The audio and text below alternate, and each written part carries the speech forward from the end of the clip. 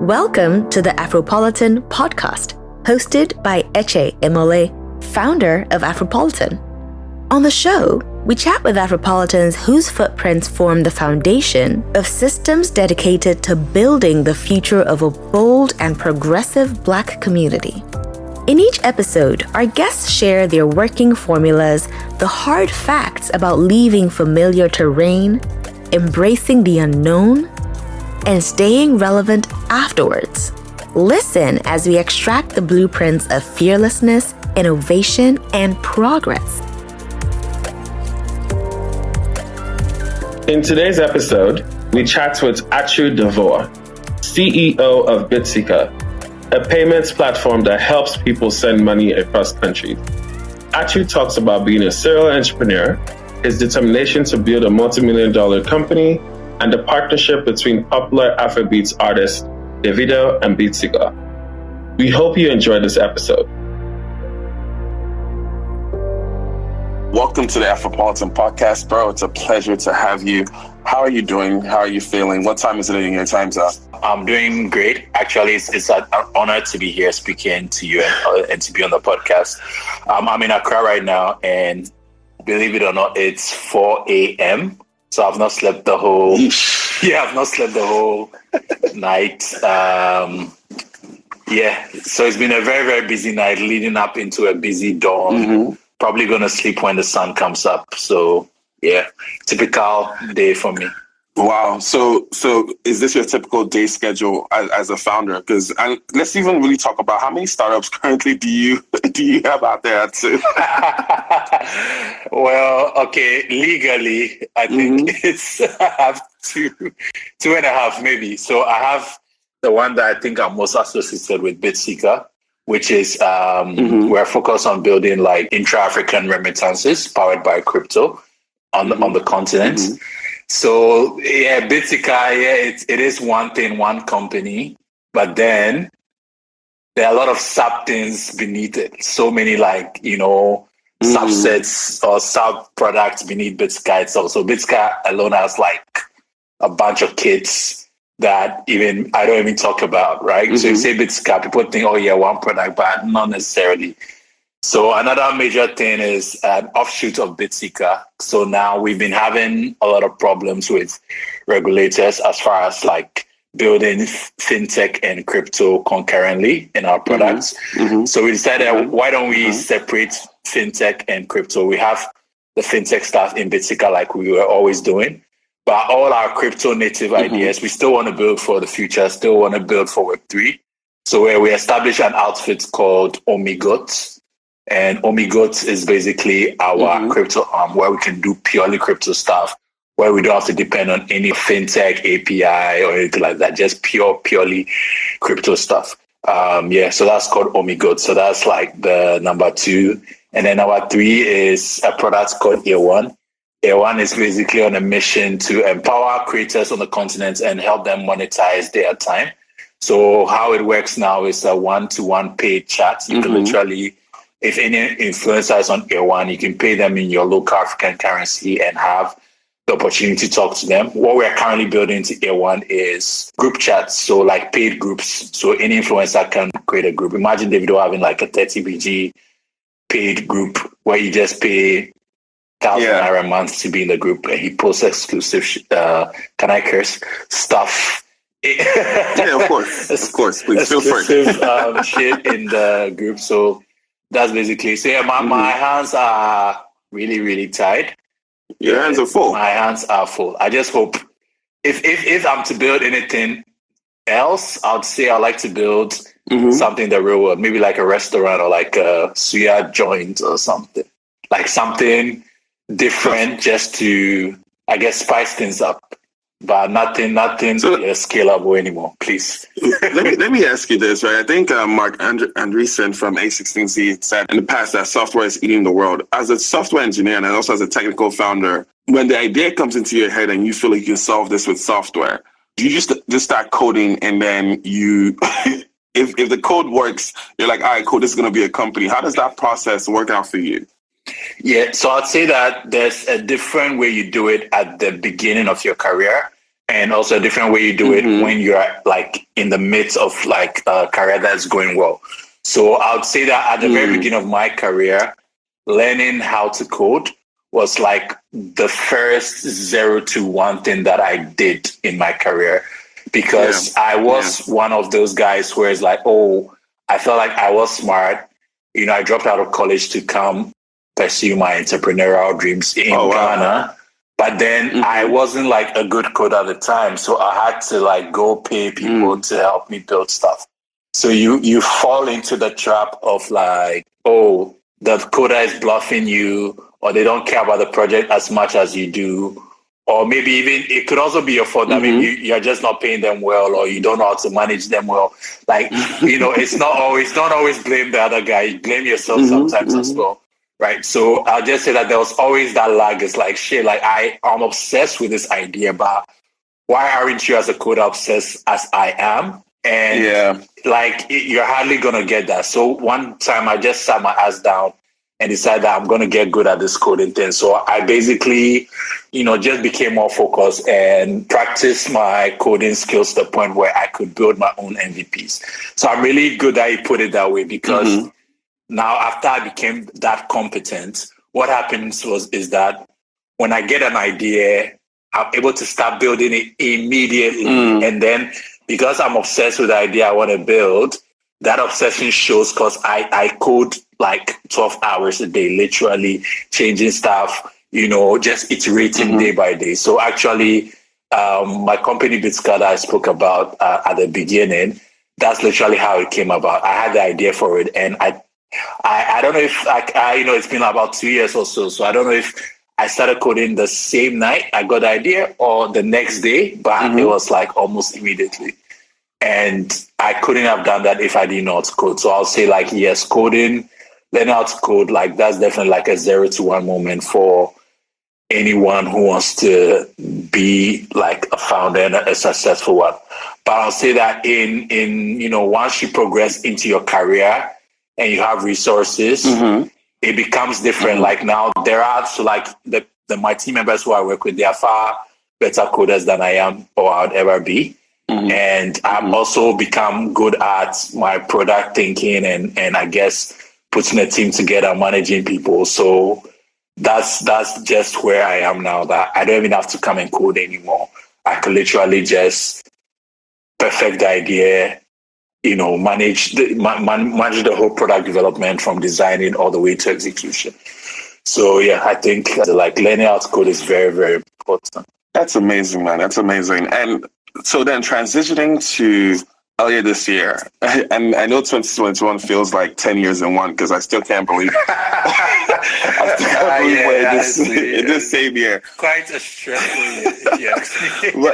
But earlier the year, right, there was some regulation from CBN that affected a lot of the crypto companies, right? So can you talk to us through, first of all, how did you feel when the news came out? And what has been Bitsika's reaction or pivot to accommodate those regulations? Interesting fact was that a lot of, like, you know, when that whole news broke and it was trending on Twitter and all that, like, yes, a lot of Nigerian companies were obviously affected. But the interesting thing about how I experienced that was that what people didn't know is that our assets were being kicked in Ghana as well, as far as crypto was concerned. Yes. So we were facing both CBN and Bank of Ghana like at the same time. What? A lot of people don't know that, because a lot of companies are not in both countries, so they just had to face the wrath of the CBN. We had to face both. So yeah, we definitely did not know this. Please go into detail. What? Yeah, so that was it. So, but the Bank of Ghana handled theirs differently. What they did was that, so CBN sent a circular letter and it affected everyone, and it was put on, you know, Wikipedia, all that. But Bank of Ghana, they literally called companies one by one. Obviously, they don't know all the crypto companies, but Bitsika, we like clout. We make a lot of noise. We're in Davido's video, like, bro. So they know us. Yeah. So they came to us and they basically, like, you know, crypto is against the law. It's not regulated. So they want us to take all the crypto stuff out and many other like crypto adjacent stuff in our app as well. So that was happening exactly the same time as it was happening in Nigeria as well. So to be very, very, very, very honest, that was a big blow to Bitsika. I'm very sure to many other people as well. That was a huge blow to all of us, because we had a very good 2020. Everyone had a very, very good 2020. Yeah. And then we did this thing at the very beginning of this year where we published our 2020 numbers, which basically, so this company published that, they processed 100 million this year. Another company processed 200 million, another processed 50 million. So that didn't really help if you think about it in terms of triggering the central banks, because they felt like there was a lot of slippage happening in terms of they not controlling, like, the FX coming in, I guess, and going out of the country, their various countries. And our numbers that we published basically prove that literally, I think all those actions on the part of the startup crypto founders in Africa publishing our numbers didn't help our case at all. So it was a very, very big blow. Like literally the central banks wrote a letter and billions of dollars of transactions were wiped in an afternoon, literally. So what happened was that once that letter came out, I mean, people on Twitter were just observing, they complain, and then they move on about their day. But what we did was, after the thing was trending on Twitter, they start getting emails. Monify will email you, hey, we are sorry, but according to the circular, we have to stop, and then this other API will email you, this other API. That was a very, very stressful day. Wow. And we, the founders, also had to email our customers because we also had an obligation to educate them on keep them informed on what our next steps were going to be. So we had to take crypto out of Nigeria and take crypto out of Ghana as well. But in terms of how we pivoted, I think that it wasn't necessarily a pivot. It was more sort of like reinforcement of a direction we were initially going into. So I think that there's this concept of a single point of failure. So a single point of failure, especially now that we're in crypto and networks, you hear about single point of failure. It's like, you don't want to be in a position where one person pressing a button will shut down your whole operation. And when all these things were happening, we, the Bitsika team, we just realized that we accidentally built a very anti-fragile product because we were having struggles in different countries, but we were never at a point where 100% of our app was down. Something was always working somewhere in some country. Like there was always like a reason for tens of thousands of transactions to still happen every month on our app. And it basically was a very big aha moment for me. It's like, oh shit, like this is actually how, if you're going to build a platform, you should build it. You should build it in such a way that like you're anti-fragile, like no one letter, no one thing can destroy you. Truly decentralized. Yes, truly decentralized.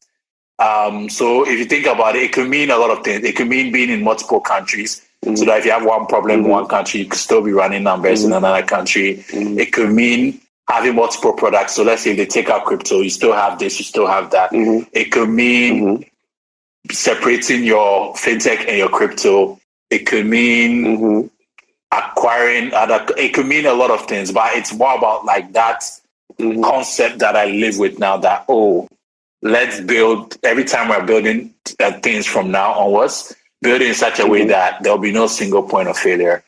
So that's sort of like a concept that I have in my mind now. And so, I'd say that 2021 could have, the vision we had for the year, like was just thwarted in February, right? Like at the very beginning of the year, like everyone's vision was just thwarted. But it took everyone back to the drawing board, everyone back to the chalkboard. And to be honest, in hindsight, we realized that it was for the better.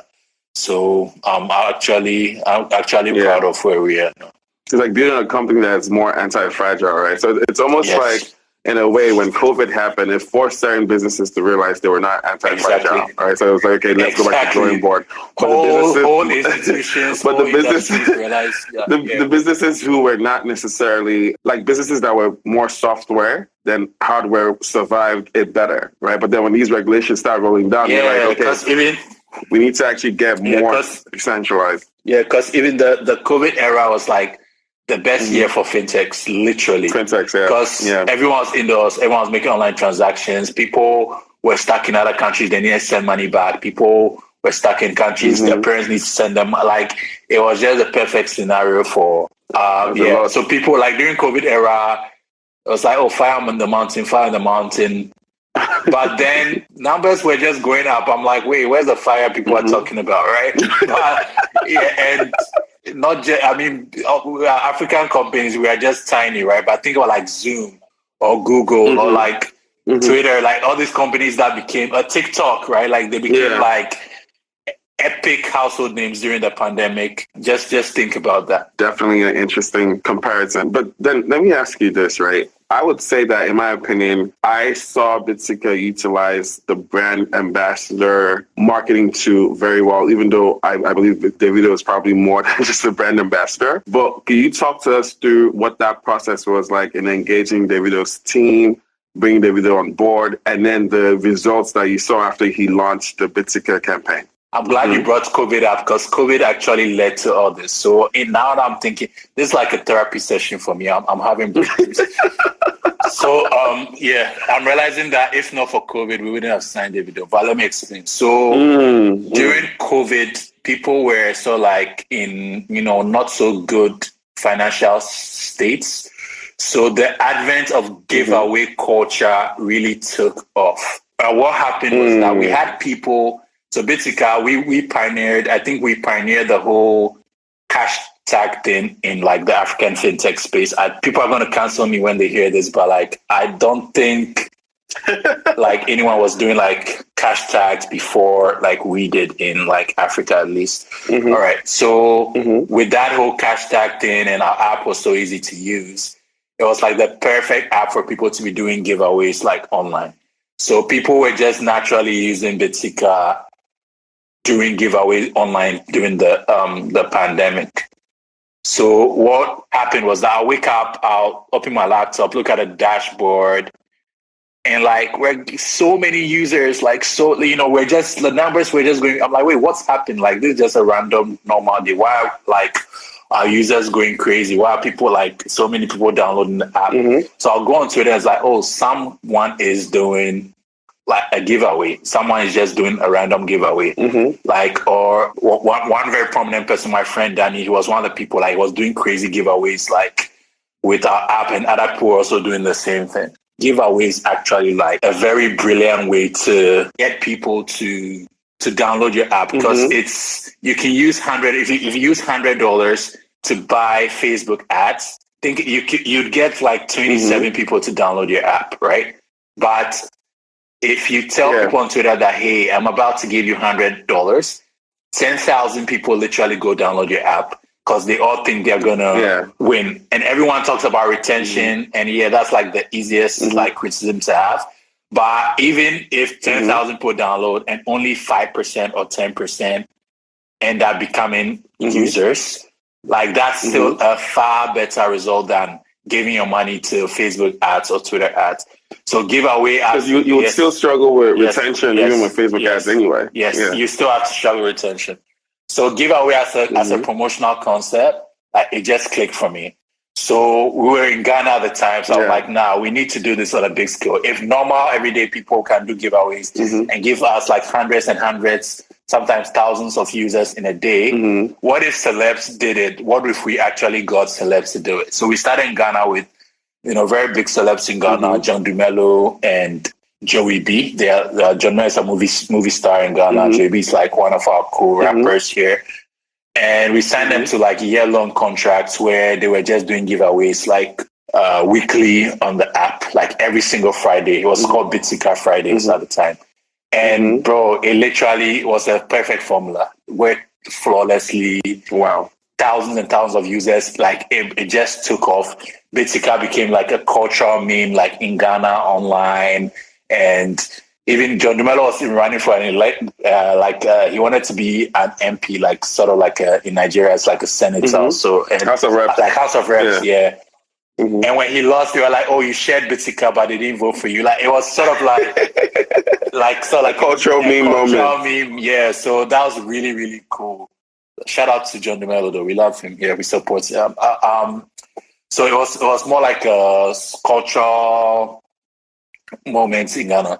So obviously, Ghana wasn't our biggest market. Nigeria was. So it's like, if we replicated this in Ghana, then let's fucking do it in Nigeria as well. But when you think of Nigeria, there are obvious names that come in mind, like Davido and all that. So to be honest, I did think about Davido. The first person I thought about. But in my back of my mind, there was a little bit of like, this doesn't sound too possible. So to be honest, Davido wasn't the first person I sort of like approached. I think I emailed other people like Rema and stuff. I couldn't, for some reason, I don't have good luck when it comes to Marvin's crew. I'm not good at reaching them for some reason, but so I couldn't get to them. So I was like, what about the Instagram comedians in Nigeria? So because they usually have a lot of followers as well. So there's this guy called the Tower guy, Sydney Talker. I don't know if you know him. I know Sydney. So Sydney was like, believe it or not, he was like the guy I was banking on to like sign for Bitsika. Right. So actually, I was in Ghana at the time, but so my partner Eche in Nigeria, he actually went to meet Sydney, but for whatever reason, it didn't end up going through. So we came back to the drawing board, and it's like we just faced the reality that this thing's working very well in Ghana, and as Bitsika, we want to build a very great company. We want to build a very big company, so we have to stop thinking small. So then that was when the decision to start talking to David came in. My team, so I'll give the credit to not just myself, but my whole team for sort of like just deciding to go that big, like just taking that leap of faith, like let's go that big. Like Alkesh, Sami, very, very instrumental. Like the whole Davido deal wouldn't happen without Alkesh and Sami. So we started talking to David's team. So it was a very, very long process talking to them. They were very selective about whether or not they wanted to work with us. But so number one, obviously, is Davido, yes. But number two, I think what really excited me, it was always more exciting. The more we got to talk to them, it kept getting more exciting. What was very exciting for me was the fact that they had ideas about how, because, they've got the biggest social media brand in Africa. So they had ideas about how our fintech thing that we're building for Gen Z and millennials, how that could fit into the big ass brand they've also built for Gen Z and millennials. Like they were just thinking along those lines. They were not so. Davido is like the best person you can work with because he doesn't even treat you like it's not like I've worked with other people, so other people are like, yeah, you just give them deliverables, post this, do this, fine. Then they go do it. Davido wants to stay with you, talk to you. He wants to be part of the whole process. It's more like a family. It becomes like a whole working relationship, not just a deliverables kind of thing. So I really love that vibe. I like his thinking. He's a very brilliant person, obviously. And he wanted to be part of it beyond. A lot of deals like this would involve like money and cash. No, he wanted equity. Just goes to show you like so the kind of guy he is and his thinking and his team as well.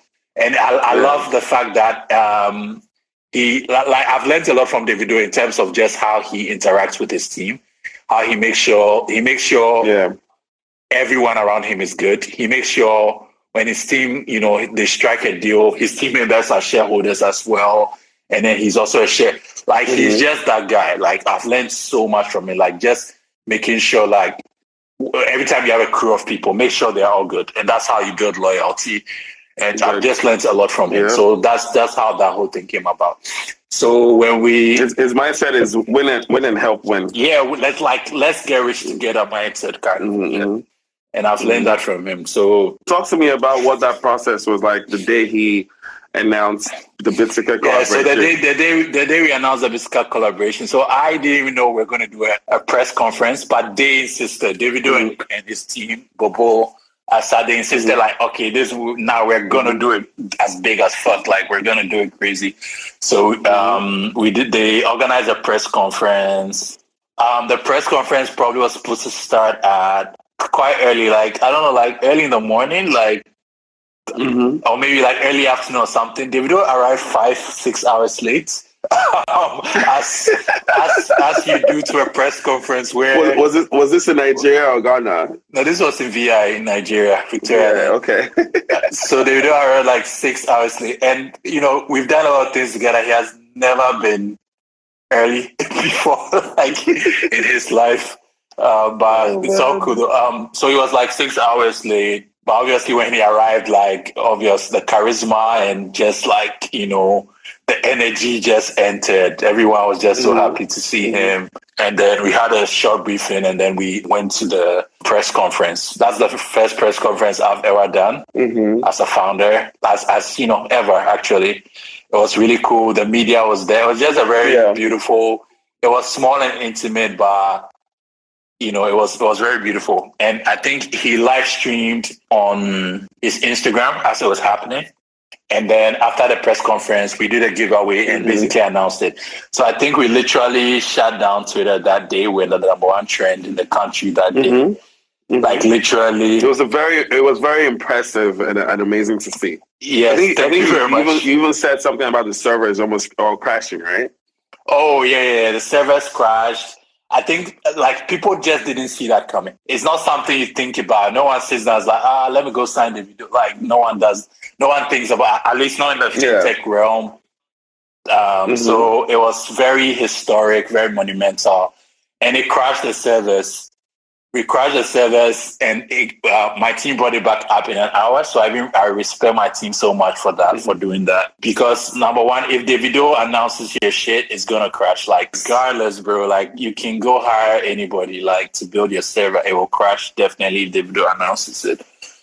So I think we can all see like the impact this has had in just a year. Everyone has gone to like, I want to confidently say, and again, they're going to cancel me for this, but I'll still say I'll say that if not for Davido, Bitsika signing Davido, I don't think Abeg would do what they did with Don Jazzy. I don't think they would have gone to BBN even. I don't think Chipaka should have signed Burna Boy. I don't think a lot of companies have followed. Yes, I don't think Riceverse would have signed Tenny. I don't think Kuda Bank would have signed Erica and Fireboy. I don't think I probably missed a few, but I don't think any of these things would have happened. It was historic, and no matter how it ends or whatever, I think that part of history in fintech in Africa, like you can't erase that. Like we did that. Like that's gonna be there forever. That's like a pivot. That's a fact. A pivotal moment in the history of fintech in Africa. Like no one can ever change that. That's a fact. Like I said, as someone who observed it happen on Twitter, I know the Davido team. I know you as well. It was just impressive to see the execution come through. And it was just like, wow, this is definitely a model. And as I've seen other companies embrace it, I'm like, well, I would say that the first time I've seen it really done well and executed was with Bitsika for sure.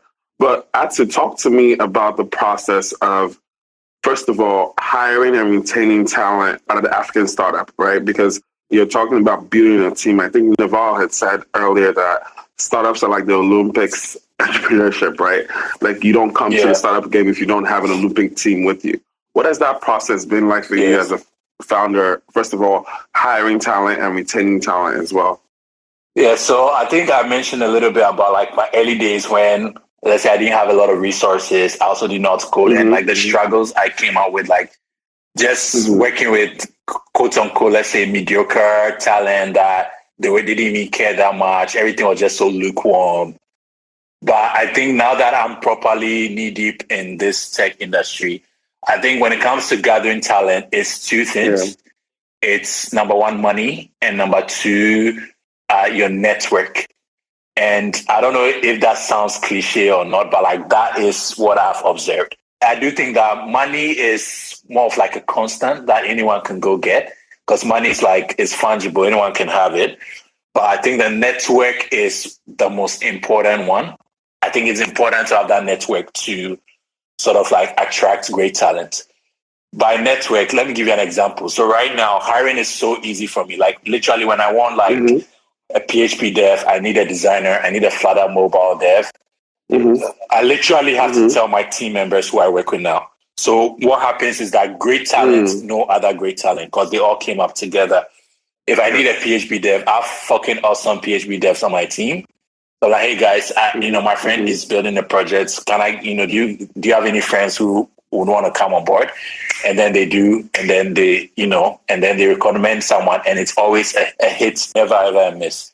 To be honest, like I'll say more like 70% of the people who currently work as devs at Bitsika or even like Year One, they were recommended by other people who were working there. The network is important. So to build that network, then it has to be about, yes, you probably have to go through the struggle of initially finding the initial people we are going to build that network with. So maybe the first 3-4 people you work with, you might have to do a few reshuffles to find like the solid team that you can keep building on top of. And also when building a team, talent is one thing, but I think culture or sort of like the vibe, if I'm to be informal, is also very important as well. Because you might have people who are like technically very good or technically capable, but you just don't have a good working relationship with them. And I think as a founder in the very beginning, there might be a little bit of a scarcity mindset. And scarcity mindset comes from a lack of experience. So it's like, let's say you have a mobile dev, the person seems so good, or you have a backend dev, the person seems so good. In your scarcity mindset as a very early founder, you're like, shit, if I fire this guy, or like, why are you going to find another person like that? You understand? Like, there's that scarcity mindset. But with experience as a founder, you realize that great talent abounds. Like talents, like there's like in Nigerian market, so many amazing talent. In Ghanaian market, in American market.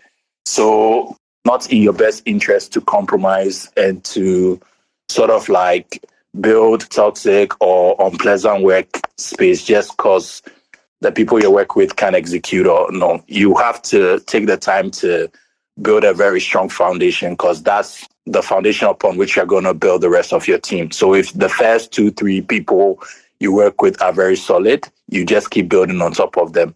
So that's very important. So what would you then say to founders who maybe they realize that, like, and I think you already hinted at this, if they realize that they have not started out with a strong foundation, and maybe it's because they first started off with a scarcity mindset. How do they pivot to then encourage a culture of, first of all, excellence and then building on that culture itself? I think another thing early founders are also scared of, which when I look at my history, I wasn't very scared of, is the fear of iteration. So early founders fear iteration a lot. So iteration here, what I mean is that if you are building something, you're knee deep into something, building it over the course of, let's say even like a year, and you realize that what we built is shit and we have to go back to the drawing board. I think a lot of people, they just dread that time wasted and just try to just keep going. Like, I mean, we've come so far, so let's keep going. I think one of my biggest advantages was I was always able to like, oh yeah, I built this thing for 5 months, but fuck it, I'm going to start again because it's shit or it doesn't make sense. So that applies to both product and personnel as well. Because what are you going to do? Are you going to like have a very poor foundation that you have to, so there's that whole technical debt, like personal debt as well. Like, are you just going to keep accruing like all this baggage that you'd have to inevitably deal with that could come cost you trouble in the future? Or are you going to like say, fuck it, let's start from level 1 and then have a better foundation to move into the future with. But you have to trust me when I say that, like, anytime you start the iteration process where you discard old stuff and start over, you are better than you were the first time. Like, that's just how, learning experience works. It's like if you are building a product, you realize that, oh, this like this is shit. Like this is not what we should be doing. Like when you look at it, like this is rather what we should be doing. If you discard that and start over, you're going to do a better job because you have more experience now. So it's like, I think if I have to give advice to early founders as well, it's like, don't be scared of crazy iteration, like literally discarding what you've been building and starting over. And it should apply to both product and personnel as well.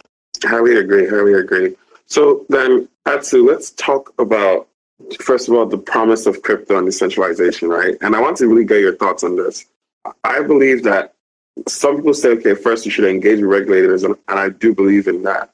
But doesn't crypto, in its essence, really seek to replace the regulators or government-backed currency that we have today?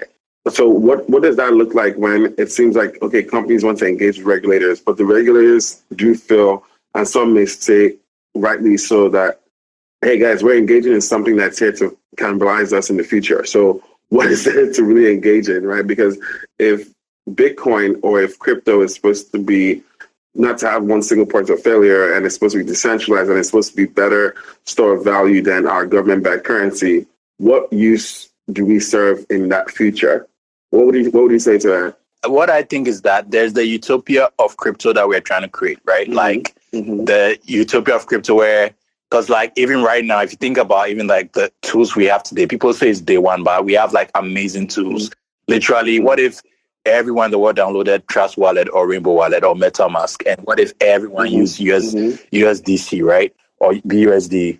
Like, what would that world look like? It's theoretically possible today, right? But that's a crypto utopia. But to get to that utopia, I think that there's an inevitable transition that we have to make.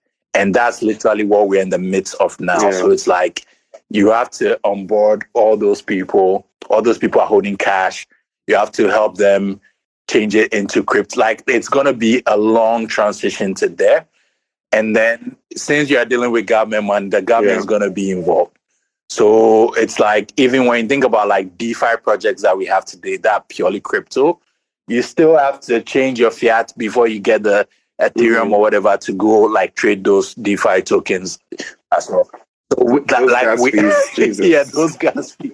So we are definitely in a transition period. So I don't necessarily think that it's about picking sides or even about a need to be polarized. Like you get me, like this side or the other. It's a transition that we don't even have a choice than to partake in till we get to that point. That's how I see it.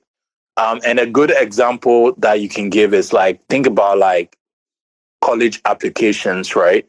Like my dad was telling me when, he went to high school in like the 80s or whatever, like 70s or 80s. And when they were applying to college, they had to literally write it on the application on paper and put in an envelope and like post it.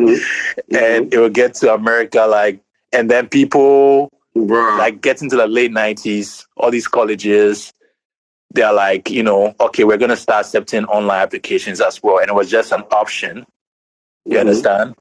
And then fast forward to today is like there's no like all those schools, like I'm sure like all the Ivy League schools and stuff, they don't even have paper applications anymore.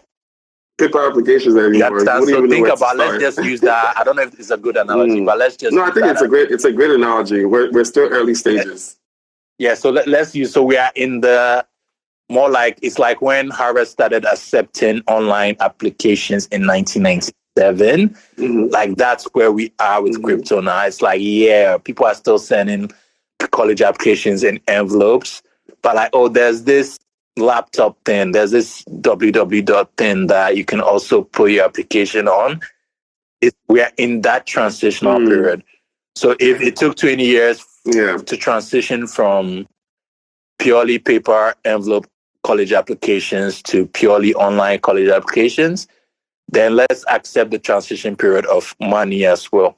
So that's how I see it. Like, it's a necessary intermediary step that we have to take to onboard people. But I do strongly believe that the future is going to be like a crypto utopia. That's how I see it. And how long it would take, I don't know. Things seem to be moving pretty fast, but it should be in our lifetimes. That's what I think. So then, Atsu, you had mentioned earlier during the recording, you had said you had dropped out of school to pursue entrepreneurship full time. Could you talk to us a bit about the mindset of, first of all, being an entrepreneur, and maybe what influences allowed you to embrace the freedom to pursue the passion that you had in terms of being a founder? So I was lucky enough so I went to Infantine School in Ghana. That's like the first high school built in Ghana. It's a really cool school. And after that, I got a scholarship to go to college in America. So very, very lucky. I think any Ghanaian kid will kill for that, resume. So like, I'm very grateful for those kind of opportunities that I got.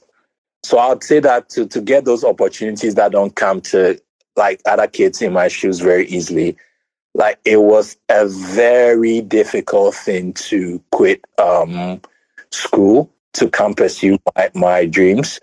And I always try not to glamorize it, when I tell my story, because it might sound like, oh, I was brave, or like, I was like a warrior or something, like, hey, I quit school and, but I think context is very, very important when telling your story, because you don't want to mislead anyone.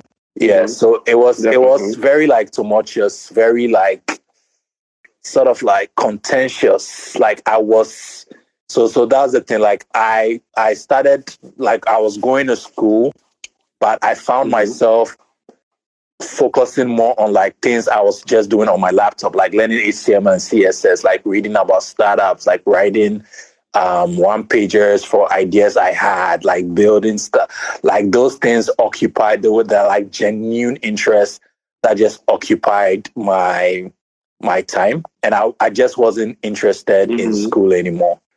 So started building small projects in school, like websites, like web applications, like e-commerce stuff, just stuff like that. It was just I just became so interested. So it became clear to me, like I'm enjoying this, and this is what I want to do, and I want to leave school to do that. But just the fact that I was attending a school that cost at the time cost about $70,000, it was like a private school. You understand? Just like am I really doing this? Like, it was just a very, very, very, very difficult decision for me, and something that I had to just blindly jump into that abyss, as Elon Musk said once. Like, that's what entrepreneurship is. You jump into the abyss while chewing glass. I think I fucked up that quote, but something like that. It does feel like chewing glass, though. Yeah, chewing glass while jumping into the abyss, something like that. And that's what it felt like. You have to literally close your eyes and jump. So I would say that yes, it's something I wanted to do, and I had to coerce myself to do, but it wasn't without fear. It wasn't without trepidation. It wasn't without like second guessing. And so because actually, like, I quit school like low key that summer before just to test it out. I went back and then I quit again. Like it wasn't even just once, right? So it was sort of like a very difficult decision to make, but that and that's what it was. I think when you hear about people making such big changes in their lives, it might sound like they were so brave at the time, but no, it is mostly very difficult decisions in the moment. But that's what taking a risk is. Like, you jump into something that you believe in. So that's what and you don't know, but that's why it's a risk. That's why it's hopefully it's a calculated risk, but would you say that you feel more fulfilled with the way your life has gone, even if it's the failures that have come, the successes? Do you just wake up every day feeling like you have more purpose to your life? Yeah, I definitely feel like, so I feel like, God has blessed me far beyond what I would have even like hoped or wished for. And now when I look back at that, I'm like, shit. So me making that decision, like, just look at how it turned out. And I think those things sort of like, we are still young people, right? So like things like that, they become insights for you into the future. So it's like, when I'm making decisions now and I'm in a difficult spot, I just remember that, oh shit, like, yeah, if you feel strongly about something, it might not be a bad idea to actually jump into it, because look at how this turned out. And I also want to prop up my parents as well, because they were always quite encouraging in that aspect. As well. Obviously, they're older than me. They've gone through life a million times even before I was born. So they had that insight well before I got it. So basically, like, yeah, I know this is a difficult step you're taking, but you know, it's all going to be for the better. You just have to work hard at it. Like they always knew that, but I had to experience that for myself. So yeah, my parents have been very supportive as well. Definitely. Everyone usually gets to deal with failure at some point, right? What would you say was your first encounter with failure when you first started out as an entrepreneur? How did you deal with it, and what did the experience teach you? So yeah, I would say that I definitely dealt with failure, especially building my first company, which is Bitsika. So the failure came in the form of iterations, like I said. So basically, like Bitsika has really been the name of like 4 or 5 companies, because we were just changing every time this version failed, we changed into the next. So initially, Bitsika was more of like a USSD platform. Do you know what USSD is? That whole shortcode thing people dial on their phones. Like you can dial like *124#. Don't know if you're familiar with that. So Bitsika was that, where you can use that shortcode thing to buy Bitcoin onto your phone number. So when you log onto that shortcode, we basically turn your phone number and we attach a crypto address to it. So basically, you can send crypto between phone numbers instead of like long. So like ENS for phone numbers, something like that. That's what Bitsika was. But obviously, it was too nerdy and technical for the mass market. So some might consider it a failure, but I saw it as more of like a pivot. We had like 3 or 4 other iterations after that. So I'd say that my experience with failure, so that's what it was mainly, you know, just things not working out as you expected it to be. And I'll say that I'm that kind of person that I'm very like wide-eyed, or I don't know how to express what I'm trying to say, but like everything I build, not even that, like curiosity. It's my whole optimism borders on grandiosity. Like literally, like back in the day, anything I was doing, I thought, yeah, this is my $1 billion idea. Like literally everything, and I treated like that. And when you have that behavior, you set yourself up for disappointment.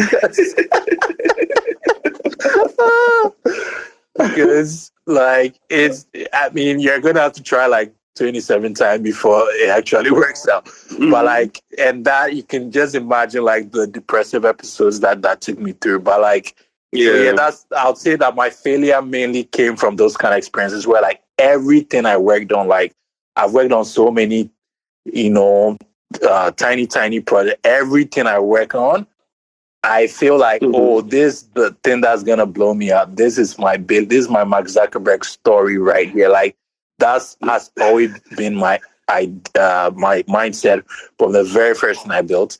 And I feel that all of them till like I found my success. So basically, like there was failure at each point. But I'll say that the lesson there for me is the fact that I didn't like give up. That's what I'll say. Like I didn't give that. That spirit of iteration was always like in the back of my mind. Like always just, build something for 6 months. I didn't work out. Okay, fuck it. Let's do another thing. And for everything I built, thought it was going to be $1 billion idea. Never happened, but just kept trying like every year. So that's my experience with failure. I love it. So, Atsu, as we slowly round up, if the only thing left in the world to read was a book about your life, what would the title of the book be? Wow. It would be called Try and Error.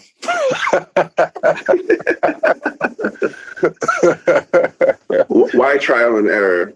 Yeah, I want to encourage the young entrepreneurs to have that mindset. Like, just try things till it works out.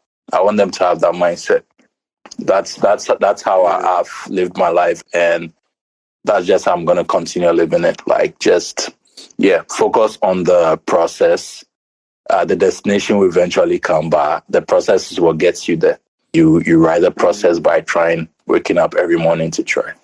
Are there any 3 books, or are there any books in particular that have had a profound impact in your life? Yes, there's one book, Anti-Fragile by Nassim Taleb. That's like a very, very powerful book for me. Huge book, huge. Mm-hmm. So basically it talks about we know about systems that break under pressure. We know about systems that don't get affected by pressure. But he opened my mind to systems that become stronger under pressure. Like, that's a concept that you don't even think about. You know about things that break, you know about things that don't break. But have you really thought about things that get actually stronger with pressure? So that's the concept of anti-fragility. Can be applied in many aspects of life. Think about, like, it can be applied in business, in reputation. Think about, like, Donald Trump. Donald Trump, like, one of the most anti-fragile people. Yeah. He does, he does so many controversial things on a daily basis. So nothing destroys him, no matter what. Like, he literally... had a scandal with a porn star. That would literally anyone else would have to resign. But he, like, after a week they moved on to the next story. Literally, he gained some disorder. Yes, yeah. So he becomes stronger with each controversy. Obviously, not condoning him, but he's one of, like, the models of anti-fragility as far as, like, reputation is concerned. Definitely, there are anti-fragile businesses. Like, I'm trying to build Bitsika into that, where like all the and it's actually true, because, like, 2 years ago this CBN thing would have probably destroyed me, but now, like, that's quote unquote the worst that could have happened to our industry, and it did. Yeah. And we're still thriving. So, like, what else? Like, that kind of. Yeah. So businesses can become anti-fragile by facing the obstacles head on. Because if this thing had not happened, that would be lingering on anyone's wow. What if CBN wakes up one morning, and what if CBN wakes up one morning? They actually woke up one morning and did the worst. Now you're still alive. The worst People happened. are still raising crazy, like, that kind of mindset. So Anti-Fragile by Nassim Taleb is one. I read Bitcoin Standard by C15. He has a Middle Eastern name, probably can't pronounce, but it's a book I just finished, so I'm definitely excited to even talk about that. Yeah, so basically that book, I'd never read anything about, like, money and monetary systems. Literally never understood it on any fundamental level. Did one economics class in college. I slept through the whole thing. I didn't enjoy it at all. But I love this book, because this book is supposed to be a book that evangelized Bitcoin to you, but he wrote it for the general public, and actually I love what he did, which is he took you through the history of money step by step. Understand how humans have, evolved when it comes to money, and it helps you understand where we are now. So think about, like, from barter trade to cowries to like soft metals to gold, the gold standard. I never knew that cash was supposed to be a receipt for gold. Like, I didn't know that. Like, it was literally supposed to be like pound, right? Like, if you have 1 pound, it was supposed to be like a receipt for, equivalent for gold. Yes, gold. Yes, that's what it's supposed to be before the gold standard was done away with, replaced by fiat. Replaced by fiat and monetary policies. People started printing money. And now Bitcoin is probably, like, a good way to return to a more perfect gold standard. That's, like, one of the most brilliant books I've ever read. It just opened my mind to, like, exactly what we're building and why we're building. It really did open my mind. Led me down a rabbit hole of reading other Bitcoin books. So definitely that. A third one, I don't know if I have a third one off the top of my head. I feel like those 2 books enough enough to change anyone started. Right? Enough to get anyone started. I remember when I first read Anti-Fragile, I was like, I finally have a word to describe how I've always first Yes. viewed things. Yes. Especially being Nigerian, right? We live in a very dysfunctional environment, but we still see And it makes you stronger, so yes. It makes you stronger. So the idea of getting from disorder, I'm like, look, we've been getting from disorder for a while now. since I was born, like we've really getting from disorder. The Bitcoin Standard was a book that was recommended to me by actually a guest that we had on the podcast, Michael Ugwu. And he says, actually, you have to go read this book. So I eventually finished reading it this past weekend. And I turned into an evangelist. Like I went to my parents, I'm like, look, here's a Coinbase wallet. Download the Coinbase wallet. Start investing in crypto. And the more I talk to them about the utility and not necessarily the tech or the infrastructure, the more they seem to understand it. I even bought the book for my dad too, right? Because it's like, I want people to understand that we can actually take back control of our money. Right. And one of the examples I used with them was like during the NSARS protest last year when the government banned people's abilities to donate. I'm like, what do you believe that it's the right of any government to tell you what to do with your own money? Yes. And a lot of them said no. But but as long as that power is available, it's going to be used one day. Yes. It's going to be used. It's going to be used. And I said to them, we need to transition, especially in this age of technology that we actually trust. I think some of the questions I put to people is, if I asked you, do you trust in its technology versus do you trust in government? Most people would say I trust in technology because they've seen technology come with progress, right? But they've seen government most of the time come with no progress or stagnation, right? So it's like then the same mindset might as well apply to money, So it's those are two great books that we'll definitely be sharing in the podcast notes at the end of the podcast. But if I'm to recommend a book, I'd like to recommend a book called Inventing Bitcoin. So this writer, so I actually had the privilege of interviewing him. Like we did like a Zoom call. So he basically wrote a book to think about how Satoshi's thought process must have been when he was inventing Bitcoin. So basically, like how would someone build Bitcoin if they were Satoshi in terms of like, I want to build a form of money that has no other external control. It's controlled. Everything that it needs to be controlled by within the system itself, and the system would validate itself. There'll be no third parties. There'll be no outside data coming in to cheat the system, and how currencies will be generated from energy, so that they wouldn't have to be exchanged for cash in the real world in terms of minting new token. Like just the process of like it's semi-technical, but technical for sort of like the general population in terms of like how someone who would have invented Bitcoin, what their thought process would be like step by step. Like that it's one of the most brilliant books I've read about Bitcoin. So it's a short read. So I'd also recommend that to the audience as well. Definitely. We ask all the guests to come on the podcast, right? What does being Afropolitan mean to you? Being Afropolitan, for me, it's about acknowledging where you come from, which is Africa. That's where we come from. Knowing sort of like the realities within which we grew up, having the opportunities that we do now and not taking it for granted. I think that's how I see my journey as an African, Pan-Africanist. Is like we are quote unquote the lucky ones, like to have the opportunities that we are Africa's 1%. We have to have the opportunities that we have. So I think we can't take our position for granted, and we just it's something that has to be like a conscious realization and decision. And being like self-aware about that is how you make the right decisions for the future. We want to build things that not just enrich us, but play our small parts in helping our communities as well. So it's a combination of knowing just where you come from in its history, knowing the fact that you are privileged and the opportunities you have, and making some use out of those opportunities. That's how I see being Afropolitan. That's it, man. I feel like we actually could for hours, man. I want us to definitely have you back on the podcast because I want to talk more world philosophy and worldview. and especially really going deeper into, first of all, even mental health, how founders can even deal with depression. But I want us to give people a teaser of this first conversation, and then we'll definitely do this again when you have some time. But before you go, though, let's talk about the social tokens, right? I mean, you released the social token with Davido recently.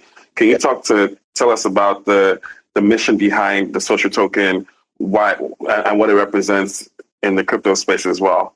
Just as we pioneered the whole Afrobeat fintech collaboration thing, I think this is also very much a pioneering step as well in of itself. So I think that where this whole idea came from is like we trying to think a little bit into the future, because you can see a lot of companies raising rounds and it's all like B2B API, like Web2 kind of stuff.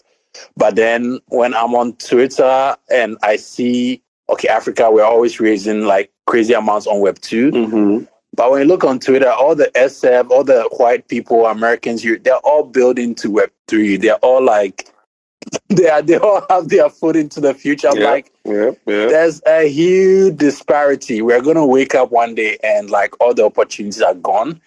And that sounds a little bleak, but think about this. Like when you build a Web3 product, it's built for the whole world on day one.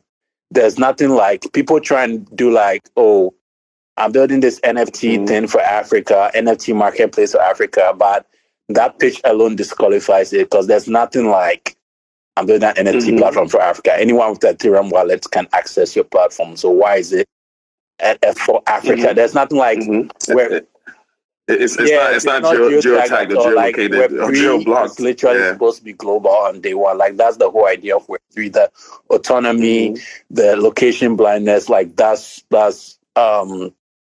like a core feature of Web3.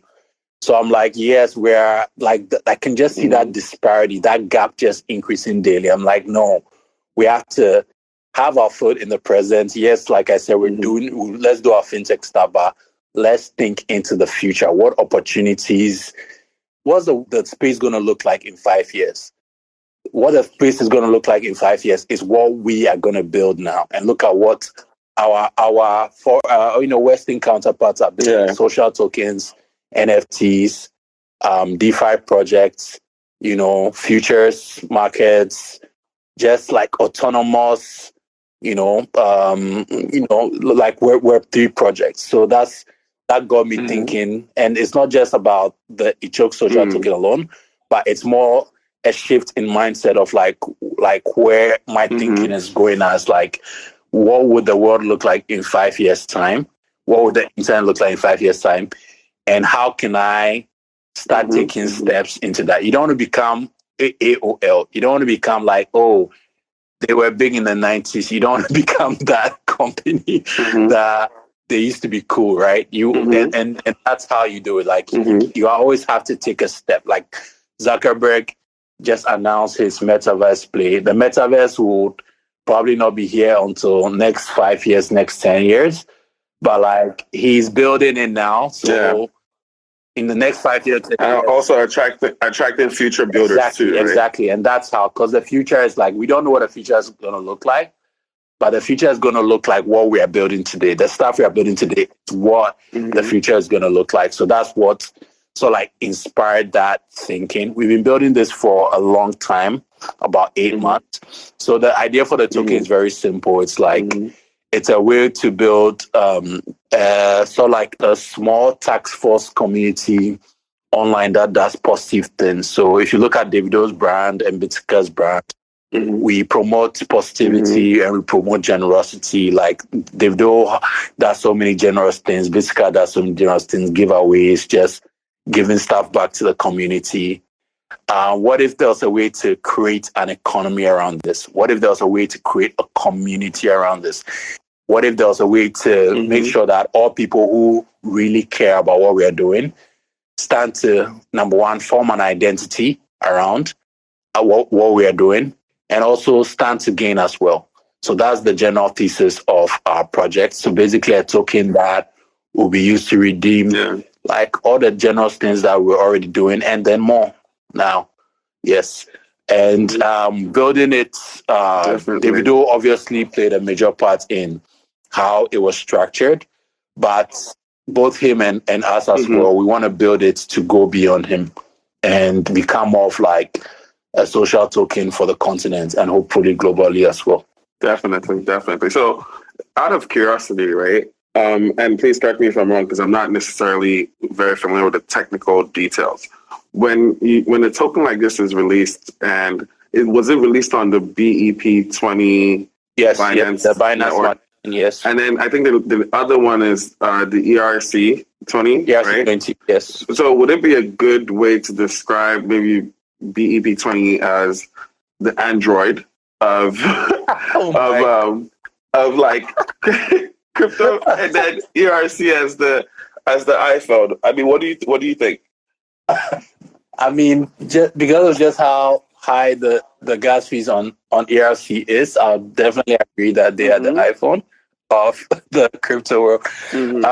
So BS, the Binance Smart Chain, is literally a carbon copy of Ethereum, but it's just faster and it has like 1,000 times like cheaper fees. That's literally. So literally everything about Binance Smart Chain and Ethereum are similar. Like the way the addresses are, like the smart contracts, they use Solidity, like literally everything is the same, except for like the administration. So like transactions on Binance Smart Chain is faster and it's way cheaper. That's literally the difference. Binance Smart Chain is from Binance, Ethereum from the Ethereum guys. So that's basically Android and iPhone. I think that's a good one. That's a good comparison. I'm probably going to use that somewhere. That's a good one. Just give me credit. I'll just give me credit.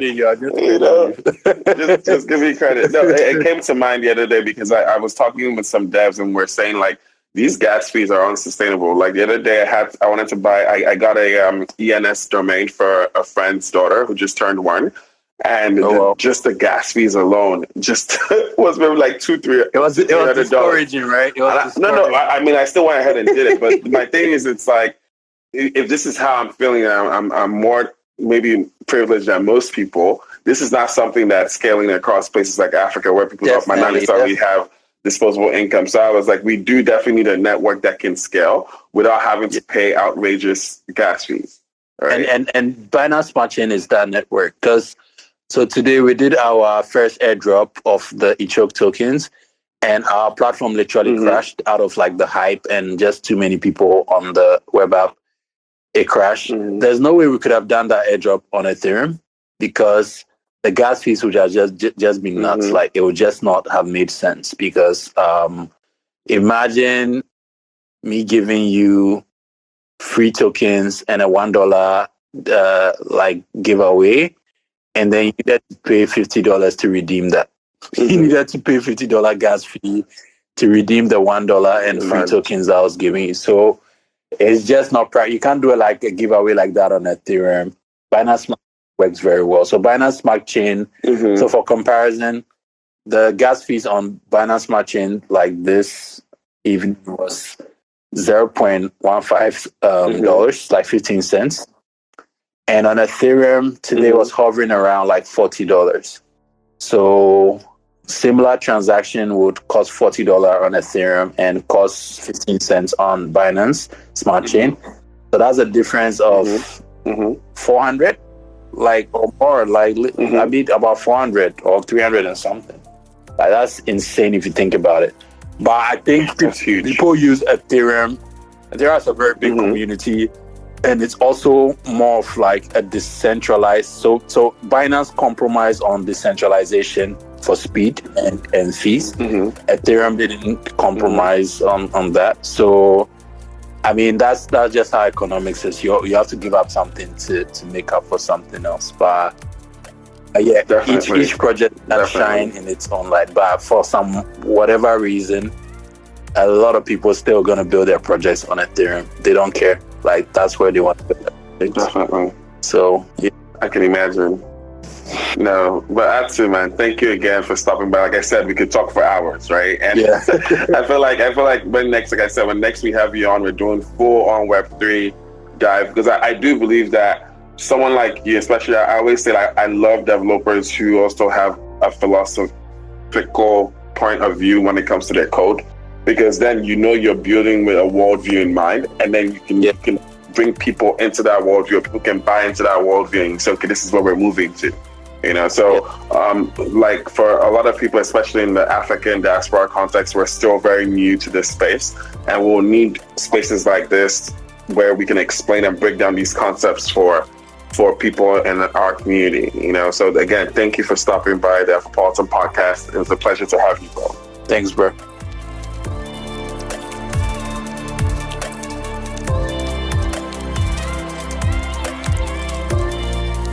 Thank you for listening to the Afropolitan Podcast. We are building the future of a progressive Black community. To join our community, you can follow us on Twitter and Instagram at Afropolitan. Be sure to join our Discord and Clubhouse community by clicking on the link tree on our Instagram page. See you on social.